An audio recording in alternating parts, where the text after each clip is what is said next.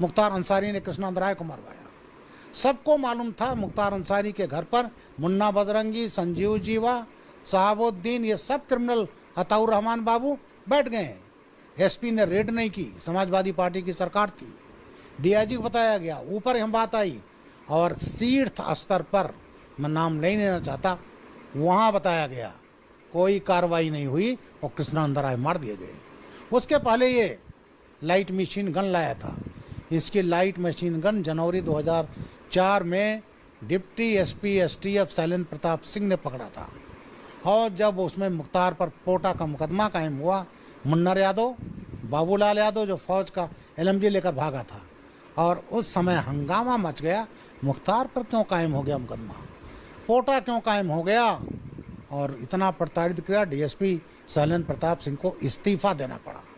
और कृष्णानंद राय उसके बाद वो एलएमजी, अगर वही कृष्णानंद राय वही मार दिए गए होते, अगर मुख्तार अंसारी को जेल भेज दिया गया होता, और उसमें जब केस का शासन से परमिशन जरूरत होती पोटा में, मुख्यमंत्री जी ने उस समय बाबूलाल मुन्नर यादव का दिया, 10 साल की सजा हुई, मुख्तार अंसारी का नहीं दिया, और उस समय मुख्तार अंसारी बंद हो गया होता तो कृष्णानंद राय बच जाते।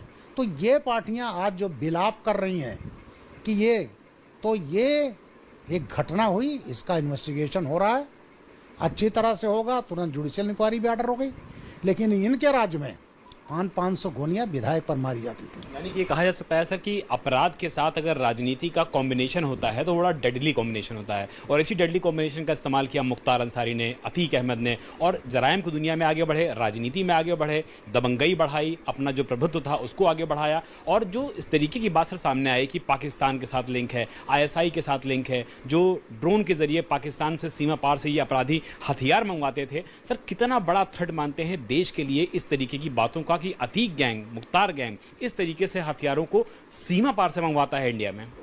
इसमें एक नाम और जोड़ दीजिए, शहाबुद्दीन जो सीवान का था, और उसके घर पर जब पुलिस ने गोली चलाई थी, उसके लोग मारे गए थे, पुलिस के लोग मारे गए थे, और उस समय के लालू यादव की सरकार थी, कुछ नहीं किया था। और उसका जगजाहिर था ISI से लिंक है। शहाबुद्दीन, मुख्तार अंसारी, अतीक, इन तीनों के शूटर आपस में मिले हुए थे, हथियार एक्सचेंज होते थे, ISI लिंक जगजाहिर है।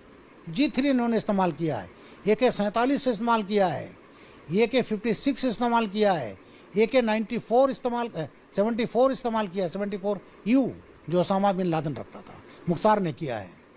इसके अलावा इनके पास .45 pistol, 9mm pistol, Israeli UG carbine, कोई ऐसा हथियार नहीं जो इस गैंग के पास ना रहा हो। और स्पेशली मैं कहूँगा इस मामले में मुख्तार अंसारी के पास और ज़्यादा वेपन है।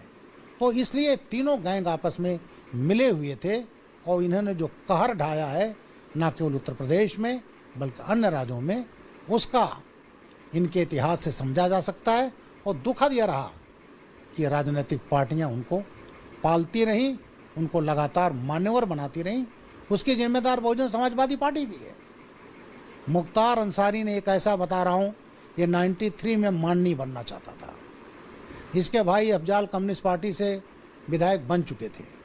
इसने चाहा, जब 93 में समाजवादी पार्टी और बहुजन समाज पार्टी ने काशीराम जी ने समझौता किया, उस समय एक नारा लगा था, मिले मुलायम काशीराम।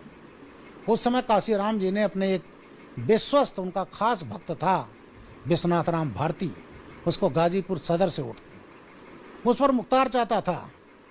मुख्तार को टिकट नहीं मिला।